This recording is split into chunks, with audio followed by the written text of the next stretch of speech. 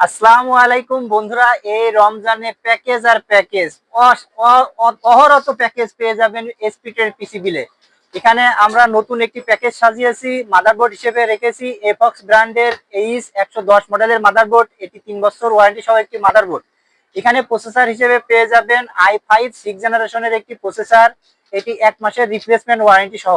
এখানে স্টোরেজ হিসেবে পেয়ে যাবেন 256 জিবি একটি স্টোরেজ, এটি 3 বছর ওয়ারেন্টি সহ।